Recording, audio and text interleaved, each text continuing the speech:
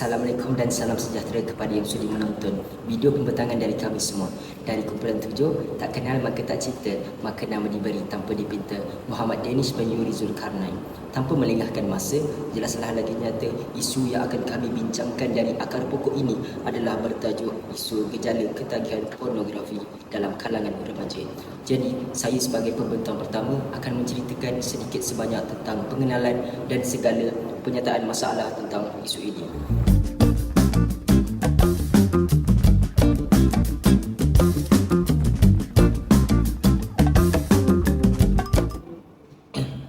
Pornografi adalah bahan pecah berbentuk tulisan, imej ataupun visual yang merangsang nafsu dan keinginan seksual. Malangnya, pornografi telah pun dianggap sebagai norma dalam kalangan masyarakat kita yang kini kononnya berfikiran terbuka dan moden. Paling menakutkan, mungkin ramai yang tidak tahu akan kesan negatifnya terhadap kehidupan individu. Menurut sebuah kajian yang dijalankan oleh Cambridge University pada tahun 2013, didapati bahawa otak seseorang yang gemar menonton pornografi adalah hampir sama dengan penagih dadah. Ketagihan pornografi boleh dilabel sebagai sangat bahaya, terutama di kalangan warga muda. Ini kerana sekiranya sekali saja kita sudah terjerumus dalam lubang penyakit isu ini, kita akan semakin ketagih untuk melakukan perkara yang langsung tak bermanfaat ini. Yang paling kurang enak untuk didengari ialah ketagihan ini sangat susah untuk kita berhenti dan tinggalkan jika kita tiada azam dan komitmen yang tinggi. Ini telah dibuktikan oleh pakar psikologi ternama di mana mereka pernah berkata bahawa dunia pornografi adalah buatan dan tidak boleh memuaskan keinginan bagi pendekatan emosional, dan jika dibiarkan, kesannya nafsu menjadi lebih tidak terkawal dan terdedah kepada maksiat. Ramai yang tidak setuju jika dikaitkan ketagihan pornografi, namun tabiat itu sebenarnya semakin ketara hari ini kerana teknologi semakin canggih. Bagi menghentikan ketagihan pornografi dalam jangka panjang, boleh dilakukan secara perlahan namun memerlukan komitmen dan keinginan yang tinggi. Jadi, bagi meneliti dengan lebih mendalam, saya serahkan kepada rakan seperjuangan saya untuk terangkan isu ini dari akar, yakni faktor, kesan dan segala penyelesaian yang telah dilakukan.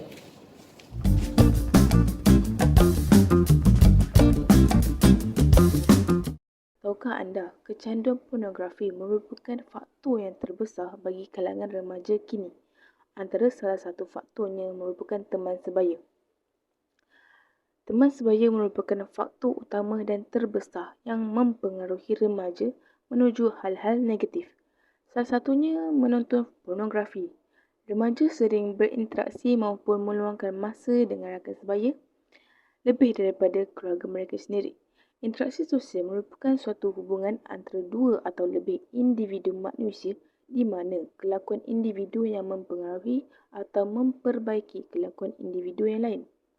Interaksi dengan rakan sebaya dapat mempengaruhi, bahkan dapat mengubah tingkah laku maupun kebiasaan satu sama lainnya, menyebabkan berlakunya interaksi sosial. Selain itu, peranan media sosial merupakan aspek yang didapati menjadi faktor penyebab remaja menjadi pecandu filem pornografi. Era globalisasi kini, di mana sosial media menjadi kemestian maupun kewajipan pada zaman kini untuk mendapatkan sebarang maklumat tambahan maupun maklumat selanjutnya, dan media sosial menjadi peranan yang sangat penting dan tidak boleh dipisahkan dari kehidupan harian mereka. Banyak yang boleh dicari di sosial media seperti informasi mengenai berita terkini dan isu-isu semasa.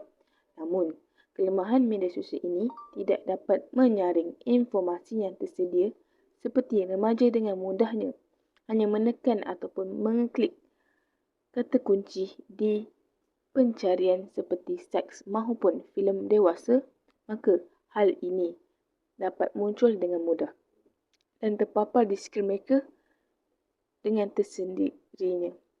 Hal ini membuat para remaja terjerumus ke dalam tempat yang mudah untuk mengakses filem tersebut, kerana remaja cenderung penasaran dan akan berterusan membuka laman sesawang yang mengandungi unsur-unsur tersebut.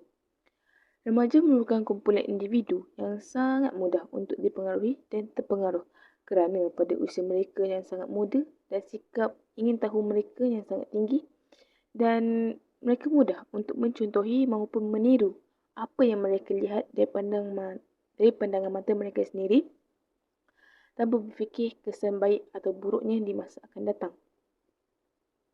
Selain itu, dalam segi sains pula, ketidakseimbangan zat kimia yang dialami di otak menjadi faktor kecanduan pornografi yang beberapa senyawa kimia tertentu di otak seperti serotonin, dopamin dan norepinefrin bertugas untuk mengatur suasana hati seseorang.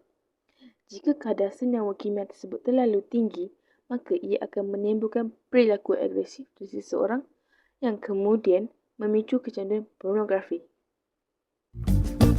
Assalamualaikum dan salam sejahtera kepada semua. Terima kasih kerana memberi peluang ini untuk saya bercerita tentang satu isu yang semakin hangat dibahas, iaitu kecanduan pornografi dan bagaimana ia boleh mengubah kehidupan kita.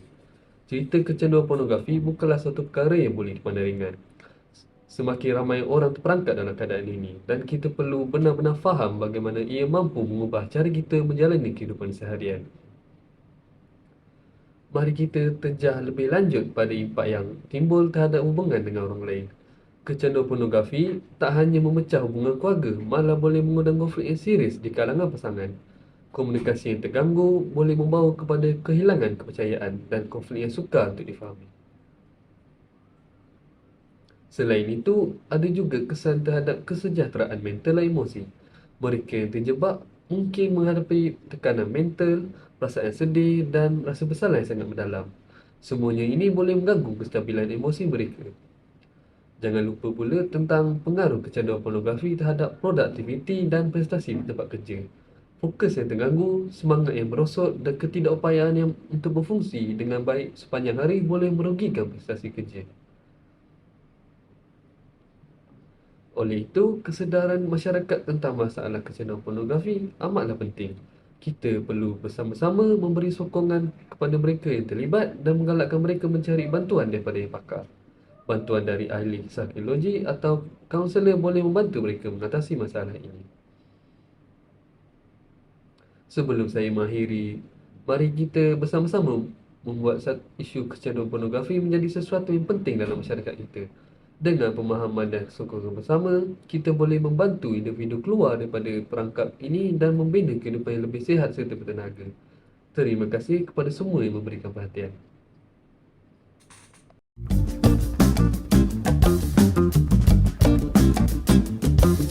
Assalamualaikum dan hai. Nama saya Muaz Hanafi bin Azri daripada Kumpulan 7 akan membentangkan cara mengatasi gejala kecanduan pornografi daripada sudut pelajar. Ketagihan pornografi dapat menjadi masalah yang serius, terutamanya di kalangan pelajar yang sering dan mudah terdedah kepada konten pornografi melalui teknologi moden. Cara yang pertama ialah gunakan teknologi dengan bijak. Pelajar perlu bijak dalam menggunakan teknologi. Mereka perlu belajar dalam memberi batas dalam tempoh penggunaan gadget, membatasi akses ke konten yang berkaitan atau berkenaan pornografi dan memilih konten yang lebih positif. Cara yang kedua ialah mereka perlulah mengetahui dan memahami kesan buruk ketagih pornografi. Penting untuk seorang pelajar memahami bahawa ketagihan pornografi bukan hanya merosakkan moral tetapi juga memberikan kesan kepada masalah kesihatan mental. Pornografi juga dapat memicu respon otak yang seakan-akan sama dengan ubat-ubatan, menyebabkan ketergantungan dan sifat inginkan lagi. Cara yang ketiga pula ialah mereka juga bolehlah mempelajari pendidikan seks yang betul. Pendidikan yang komprehensif dapat membantu pelajar memahami hubungan yang sihat, batas-batas peribadi seseorang itu dan pentingnya persetujuan dalam konteks seksual. Cara yang terakhir pula ialah mereka bolehlah dapatkan bantuan keluarga ataupun rakan. Pelajar perlu melibatkan keluarga dan rakan sebagai sumber dukungan mereka. Keluarga dan rakan yang menyokong dipercayai dapat membantu pelajar merasa lebih dibantu sepanjang proses pemilihan dan mereka juga dapat memberikan sokongan moral dan akan memberikan mereka semangat untuk berubah. Saya Muhammad Idham bin Ramlan. Pada hari ini, saya akan mengkaji secara lebih terperinci akan beberapa usaha penyelesaian yang telah dilaksanakan oleh agensi kerajaan, NGO dan pihak lain bagi mengatasi gejala kecanduan pornografi ini.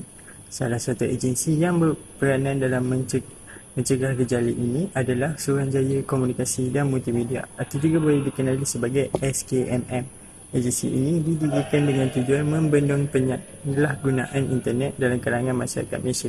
Pada 11 Mei 2022, SKMM mengambil langkah pencegahan dengan menyekat 1903 laman web pornografi agar tidak dapat diakses oleh penduduk Malaysia. Selain itu, agensi ini juga memperkenalkan aplikasi saingan kendiri iaitu Parental Control Tool yang dapat dioperasikan oleh ibu bapa.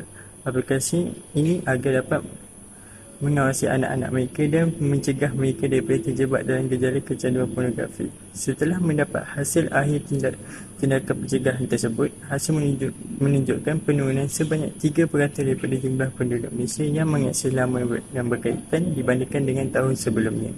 Selanjutnya, Malaysian Against Pornography, juga dikenali sebagai MAP, berperanan penting dalam memerangi ancaman pornografi di kalangan masyarakat Malaysia secara kolektif. MAP telah mengambil langkah dengan cara meningkatkan kesedaran dan advokasi mengenai kesan bahaya pornografi. Sebagai contohnya, agensi ini menyediakan video atau gambar yang berhubungan dengan keburukan pornografi dan cara mengatasi kecanduan tersebut. Selain itu, MAP juga menyediakan modul pencegahan pornografi untuk kanak-kanak agar mereka lebih mengetahui keburukan pornografi dan tidak terjebak dalam masalah tersebut di masa hadapan.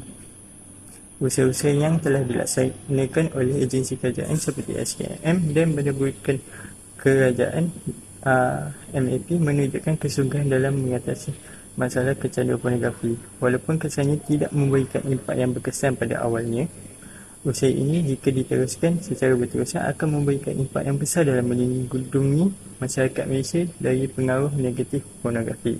Oleh itu, adalah penting untuk galakkan pendekatan ini secara berterusan kerana seperti pepatah mengatakan, sikit-sikit lama-lama menjadi bukit. Itu saja daripada saya.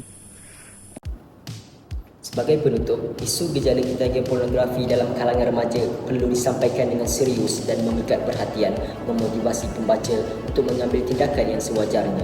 Dalam menjalani zaman digital ini, kita seringkali dihujani dengan pelbagai bentuk hiburan dan maklumat, termasuklah bahan pornografi yang boleh memberi impak negatif, terutama dalam kalangan remaja. Pepatah Melayu pernah mengatakan, air yang tenang jangan disangka tiada buaya, sangat sesuai dalam konteks ini. Gejala ketagihan pornografi mungkin tidak kelihatan secara terbuka, namun kesan-kesannya boleh merosakkan perkembangan emosi, sosial dan moral remaja. Dengan kata itu, yang jauh itu waktu, yang dekat itu mati, yang besar itu nafsu, yang berat itu amanah, yang mudah itu berbuat dosa, dan sukar itu berbuat pahala. Ada mata, pandanglah keindahan. Ada mulut, berbudilah pertuturan. Ada hati, berilah kesayangan. Ada salah dan silap, sudilah maafkan. Kami dari Kumpulan 7 ingin memohon maaf andai ada salah dan silap kerana tak dinamakan laut jika tidak bergelora, tak dinamakan manusia jika tiada salah dan silap dan tiada dosa. Terima kasih.